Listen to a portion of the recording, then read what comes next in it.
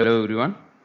Today in this video we are going to see about what is coroutine, why should we use coroutine, and what problem it solves.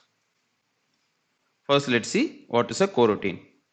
A coroutine is a structured concurrency design pattern which can be used to simplify asynchronous programming. It is conceptually similar to threads in the sense that it takes blocks of code and executes concurrently with other codes without blocking the main thread. So why should we use coroutines?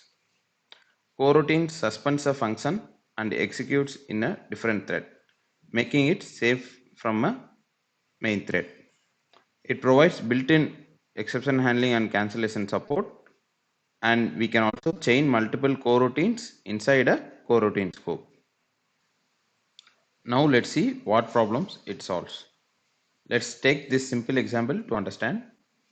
We need to fetch data from a network call and display it. In the first block, you can see that the network call is happening in the main thread. That means it blocks the main thread until the network call is completed, which means it will freeze the screen until the response is received, and it will produce ANRs if the network calls takes time to execute. To avoid blocking this main thread, we have the callback methods. In the second code block, you can see that the fetch data takes the lambda as the callback, and inside the fetch data, the network call will be executed in a different thread, and once the response is received, this lambda will be used to return the data to the main thread. This way we can make asynchronous calls without blocking the main thread. But what if we want to make nested API calls like this?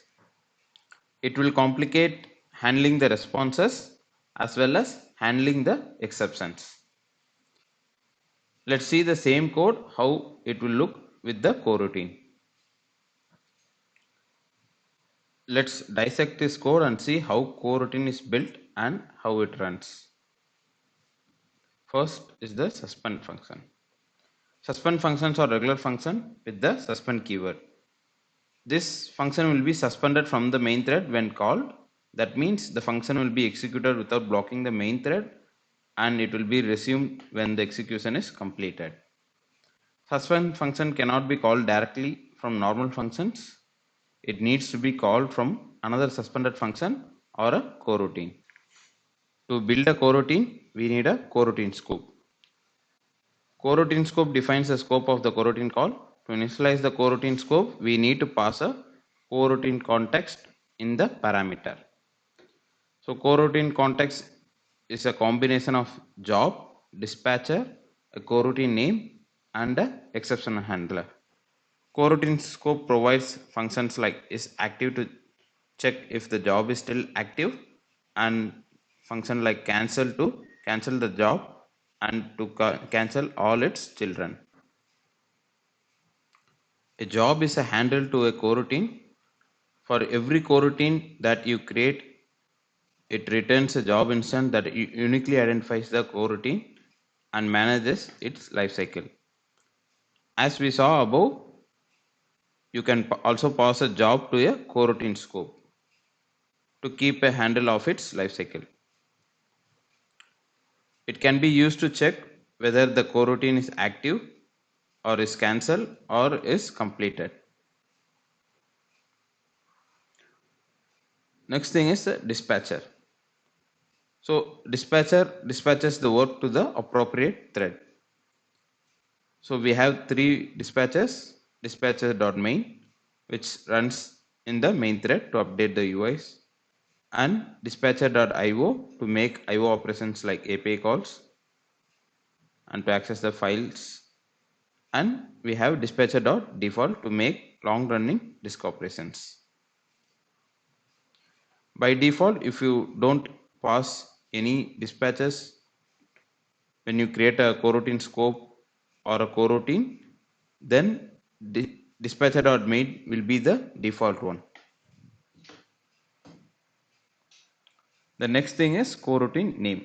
Coroutine name is an optional one. It can be used to identify the coroutine by name. by default the name will be coroutine.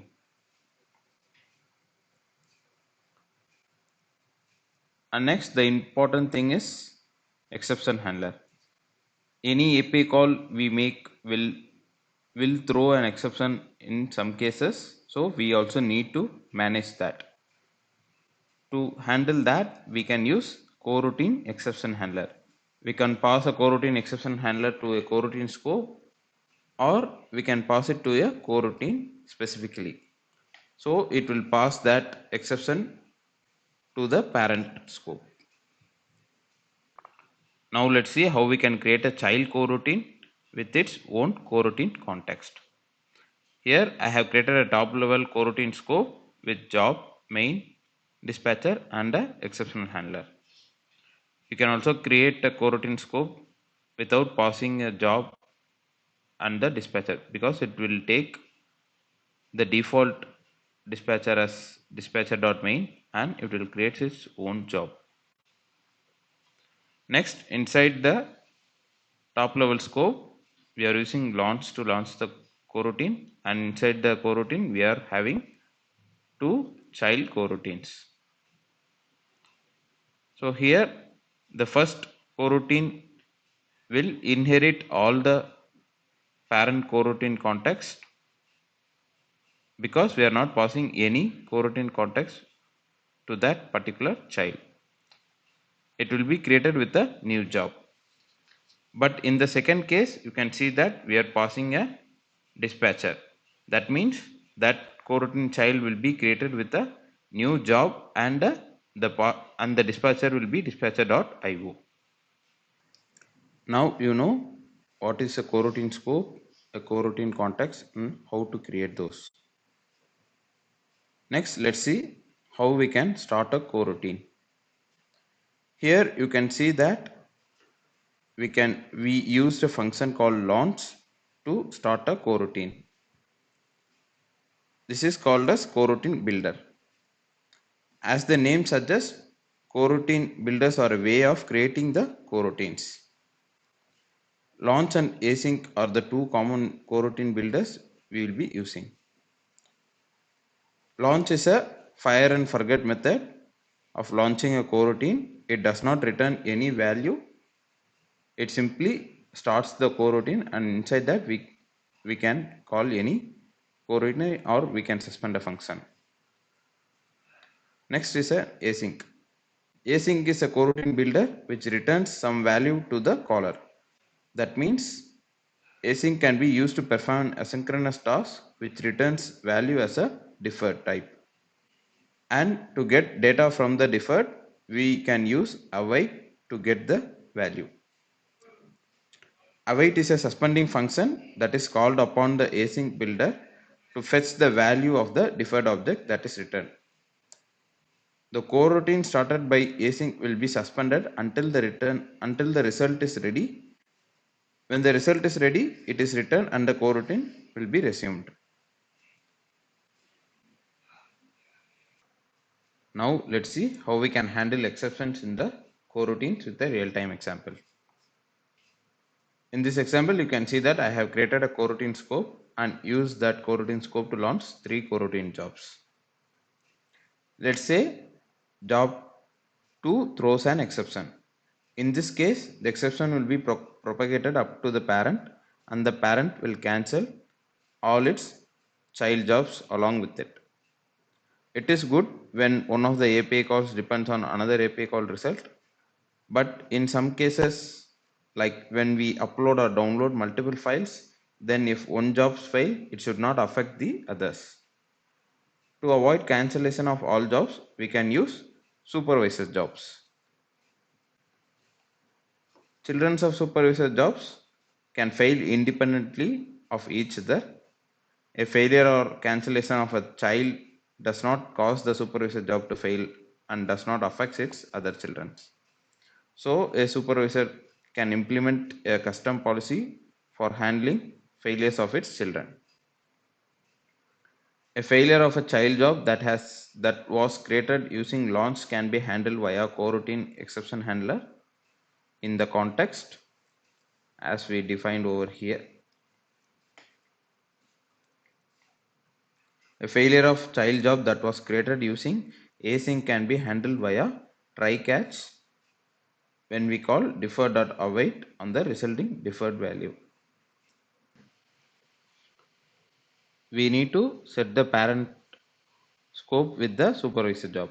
In this case, we are setting the supervisor job inside the coroutine context. So now, in this case, even though if job 2 throws an exception, the other jobs will be completed.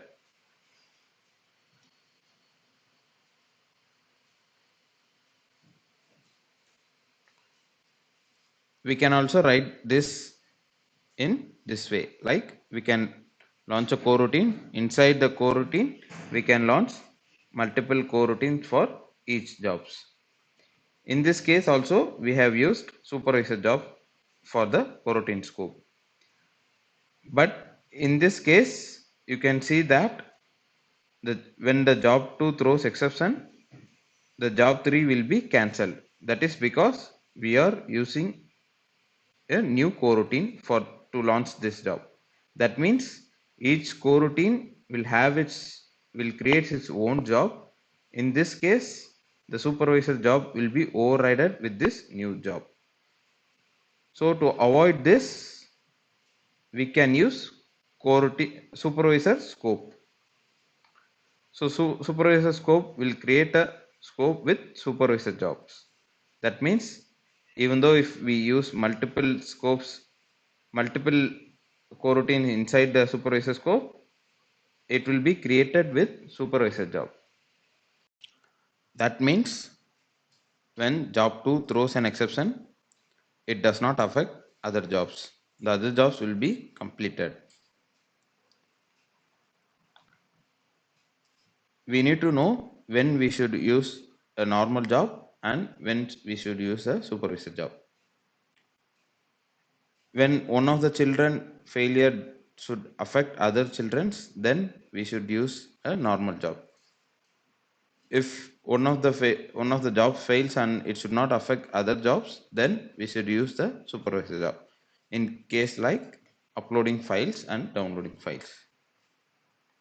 Now let's see how we can handle exceptions with Kotlin exception handler and try catch in the different scopes, that is with the normal coroutine scope and with the supervisor scope.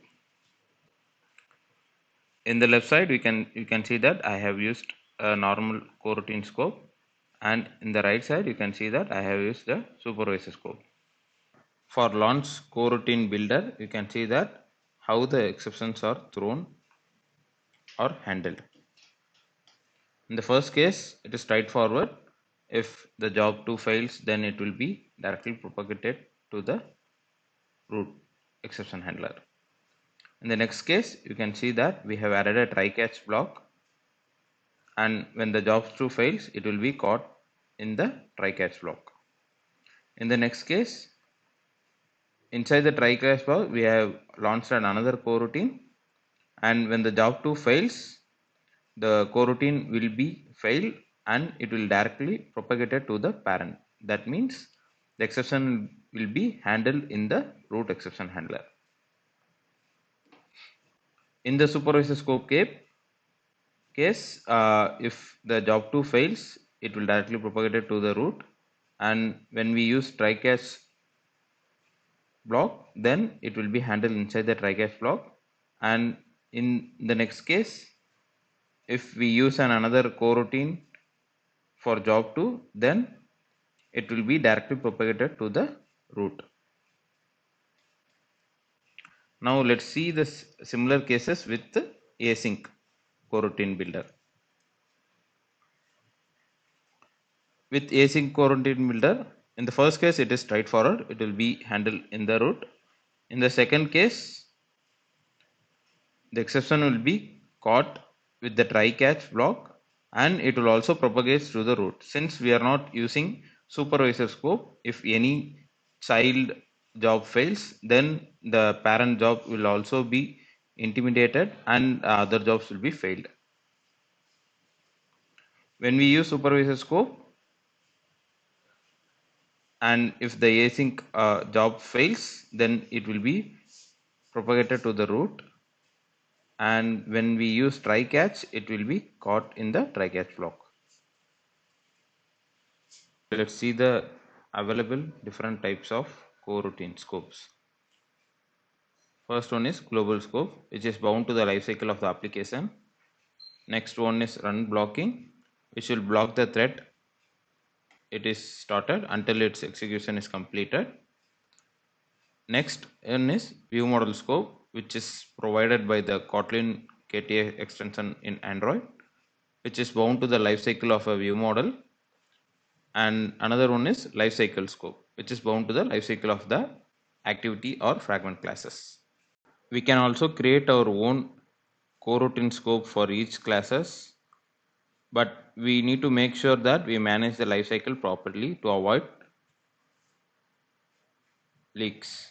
So in this case, we need to make sure that the coroutines is cancelled when the class is terminated. So to avoid this, it is a best practice to use the default available coroutine scope provided by the Kotlin coroutines library. That's it. We have come to the end of the video. Hope this video gives you an idea of the basics of coroutines and how we can implement that. In the upcoming feature video, you will see how we can implement in the real-time application. If you like this content, please do like, share and subscribe to our channel for more contents. And if you have any queries, please you can post it in the comments. And thank you for watching.